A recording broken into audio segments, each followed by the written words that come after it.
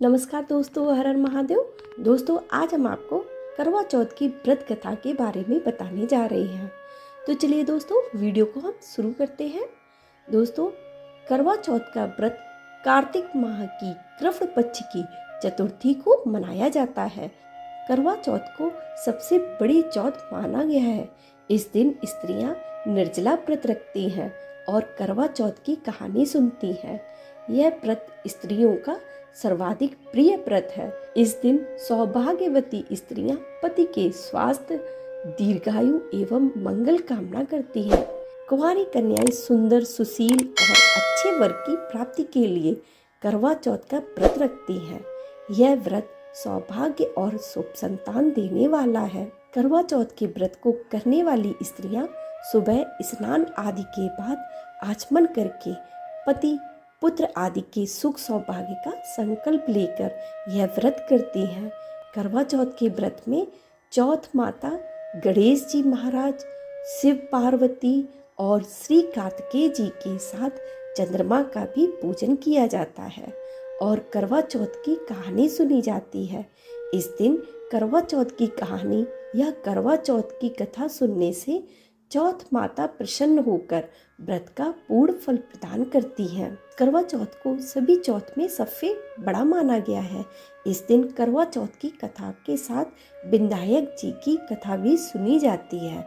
लेकिन आज हम आपको करवा चौथ के दिन सुनी जाने वाली करवा चौथ की व्रत कथा के बारे में बताने जा रहे हैं। दोस्तों, एक साहूकार के 7 बेटे और एक बेटी थी। सातों भाई अपनी बहन के साथ रहकर खाना खाते थे। कार्तिक माह में करवा चौथ आई। भाई अपनी बहन से बोले, आ बहन, खाना खा लेते हैं।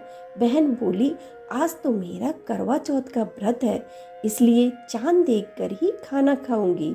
भाइयों ने सोचा, आज तो हमारी बहन भूखी रह जाएगी, इसलिए एक भाई दिया लाया। एक भाई चलनी लेकर टीले पर चढ़ गया और दिया जलाकर चलनी से ढककर चलनी में चांद दिखा दिया। भाई बोले, बहन, चांद उग गया, अर्घ दे ले।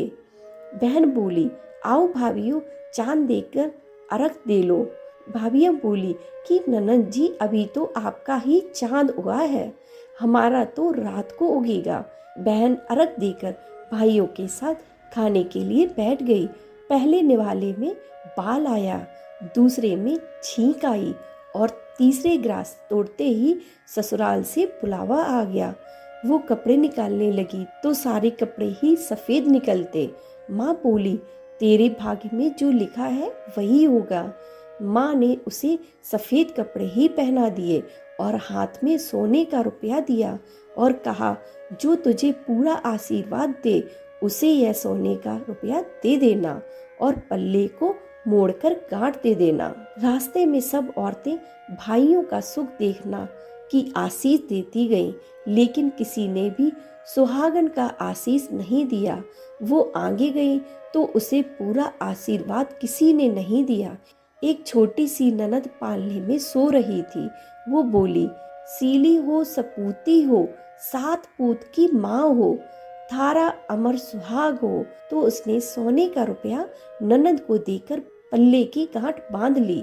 घर में गई तो रोना कूटना लगा था। उसका पति मर चुका था। वो बोली, मैं तो अपने पति को जलाने नहीं दूंगी, मेरे लिए तो अलग झोपड़ी बनवा दो, मैं भी इनके साथ जंगल में रहूंगी। उसकी सास रोजाना बची खुची ठंडी बासी रोटी भेज देती और कहती, जा मुर्दा सेवड़ी को रोटी दे आ। ननद रोज उसको जंगल में ही खाना दे आती। अब गास्ती दोहराती माही चौथ आई।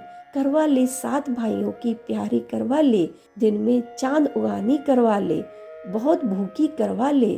वह बोली, माता, वो मेरे पिछले जन्म के दुश्मन थे, तुझे मेरा सुहाग देना पड़ेगा।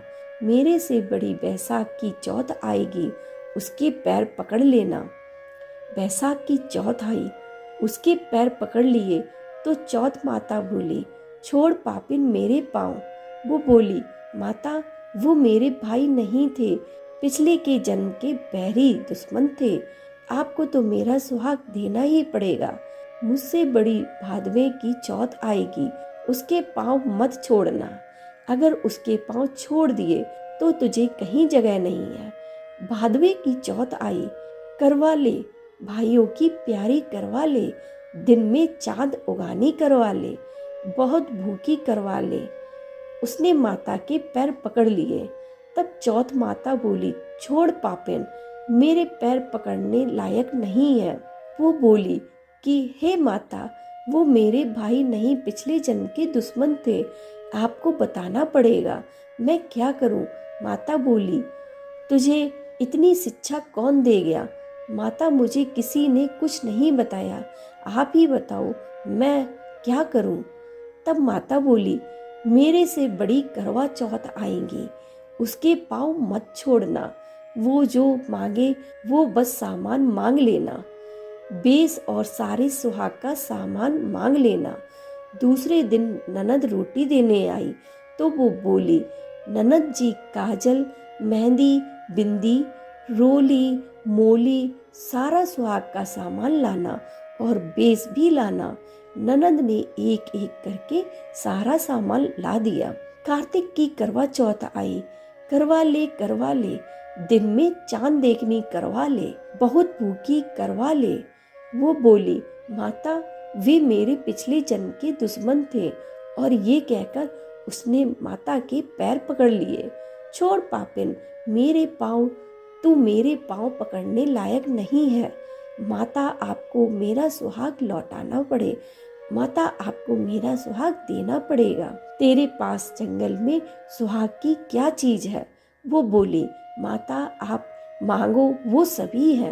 माता बोली, रौली, मोली, सठेली, गठेली, पतासा, गेहूं, करवा, जलेबी ला।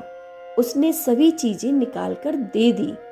माता बोली, तुझे ये ज्ञान कहाँ से आया? हे माता, मुझे जंगल में ये ज्ञान कौन देगा? मुझे तो सारा ज्ञान आपने ही दिया है। माता ने सारी सुहाग की चीजों को खोलकर छींटा दे दिया तो उसका पति अकड़ कर बैठ गया और जाते हुए माता ने झोपड़ी को लात मारी तो महल बन गया। सुबह ननद खाना देने आई तो वो बोली, मेरे भाई भाभी कहाँ गए? भाभी ने ऊपर से आवाज लगाई, ननद जी आओ, हम तो यहाँ बैठे हैं। ननद ने पूछा, भाभी ये सब कैसे हुआ? भाभी बोली, रात में चौथ माता आई थी, वो ही ये सब कर गई है। जाओ ननद, माता जी को बोलो कि पुरानी चौथ का उजलवाओ और नई घड़ाओ और हमें गीत गाते लेने आओ। ननद माँ को जाकर बोली, माँ, भाभी ने तो भाई को जिंदा करवा दिया और भाभी बोलती हैं कि उनको गीत गाते हुए लेने चलो। सासू गीत गाती बहू को लेने गई। बहू सास के पैरों में पड़ी और कहने लगी, यह तो आपके भाग्य से ही हुआ है। सासू कहने लगी कि नहीं, यह तो आपके भाग्य से ही सही हुए हैं। सासू बोली, बहू घर चलो, और चौथ माता का उजमन करके सास बहू बेटे को घर लेकर आ गई।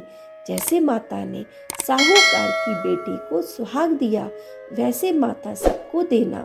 करवा चौथ की कहानी कहते को, सुनते को, हुंकारा भरते को सबको देना। दोस्तों, आपको हमारी करवा चौथ की कहानी कैसी लगी? अगर पसंद आई है तो हमारे चैनल को लाइक, शेयर और सब्सक्राइब करना ना भूलें। वीडियो को पूरा देखने के लिए धन्यवाद।